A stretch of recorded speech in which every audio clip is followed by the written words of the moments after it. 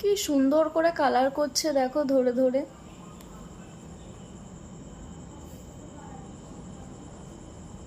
আজকে সকালবেলা থেকে মানে আজকে সারা দিনটা তোমাদের সাথে কোনো ব্লগ শেয়ার করা হয়নি, তো কেননা আজকে একটু ব্যস্তই ছিলাম। এই কদিন ব্যস্ত থাকবো যেহেতু মেয়ে স্কুল খুলবে, এক্সাম আছে, আর প্রজেক্টের কাজ এখনও কিছু কমপ্লিট হয়নি, 2-1টা ছাড়া, সেগুলো করাতে হচ্ছে। আর তো সেগুলো নিয়ে ব্যস্ত তো থাকবো আমি, এই জন্য আজকে দিতে পারিনি। তো কাল থেকে আবার দেওয়ার চেষ্টা করব।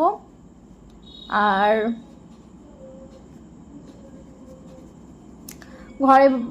ঘর বাড়িতে একটু কাজও চলছে, একটু ঘেটে আছি সব কিছু নিয়ে, মাথায় খুব চাপ আমার, ঘুমানোরই টাইম পাচ্ছি না আমি ঠিক মতো। তো এখন আর রিলসও বানাই না জানো, মানে আমি যেমন এই বছরে 25 সালে এখন অবধি আমি আগের মতো রিলও বানালাম না। রিল বানাতে আমার খুব ভালো লাগে, মন খারাপ থাকলে আগে রিল বানাতাম, ভালো লাগতো।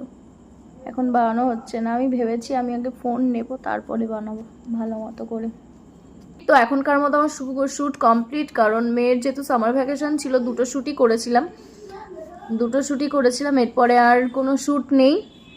আর আমার চুলের 12টাও আমি বাজিয়ে দিয়েছি হাতে করে, দুটো শ্যুট করেই আমার 12টা বেজে গেছে।